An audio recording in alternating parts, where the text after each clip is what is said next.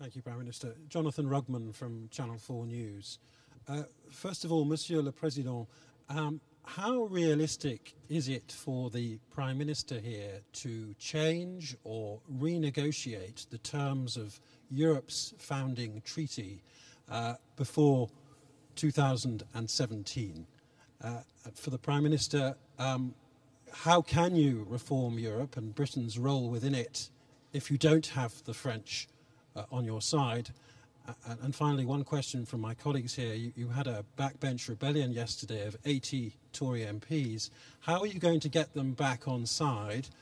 Or are you hoping that an economic upturn, which is rather swifter than France's, will do the job for you?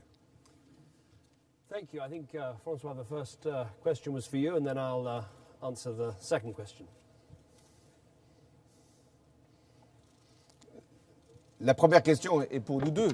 The question is for both of us. Mais je ne vais pas juger si c'est réaliste ou pas réaliste. I won't say whether it's realistic or not, but I'll say what the position is in France. La France, elle France souhaite que le Royaume-Uni would like reste the dans United l'Union Kingdom européenne. to remain within the European Union. La France, elle souhaite une Europe plus France efficace, would like to have a more efficient Europe, qui puisse atteindre des objectifs que which can nous attain considérons comme the essentiels. objectives which we consider to be La essential: croissance, l'emploi, growth, employment, l'énergie energy, et bien sûr and of course capacité de porter les technologies de demain. the de protéger capacity nos populations. to bring in techniques for tomorrow and to protect our La population. France, elle France souhaite que la zone euro puisse would être like, davantage the coordonnée. Eurozone to be better Intégrée. coordinated, better integrated. Et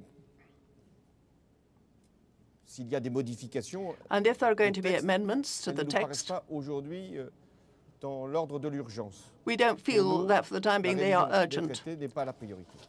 We feel that revising the treaty is not a priority for the time being. Thank you. Let me take your second point first. Yesterday's events in the House of Commons. What happened yesterday is the immigration bill that people predicted would run into extraordinary trouble in the Commons, passed the Commons in the state that I wanted it to. And it's a very important bill, because what this immigration bill does is make sure that if people are here illegally, then they don't get automatic access to a free health service. They don't get access to bank accounts or driving licenses or council houses and the like. And it's absolutely right. If people don't have a right to be in our country, then they shouldn't be here. That's what the immigration bill is all about.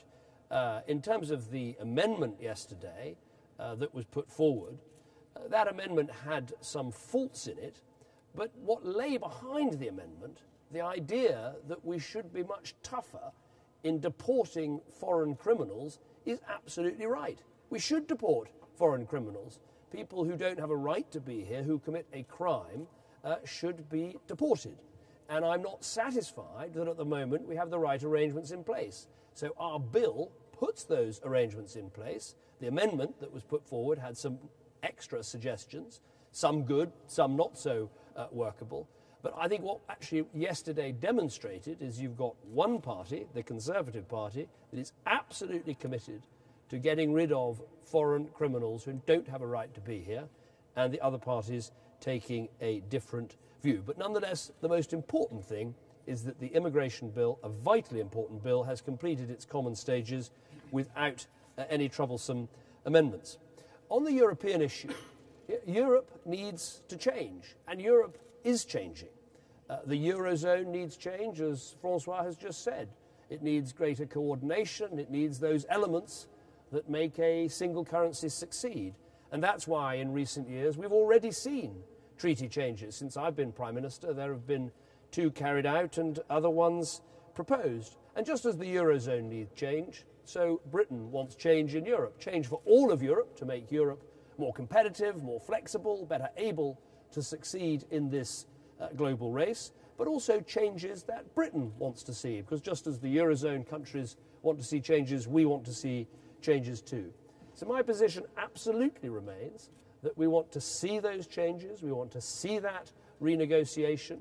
That renegotiation will involve elements of treaty change, and then there will be a referendum in Britain before the end of 2017 that is an in-out referendum, and people need to know that is absolutely what we will achieve, and I believe it will be done, and I believe it will be important for Europe and important for Britain, because I want to see Britain vote to be a member of a reformed European Union. That is the strategy I've set out last year. It's the strategy I'm committed to, and I think people can already see some important successes in that strategy.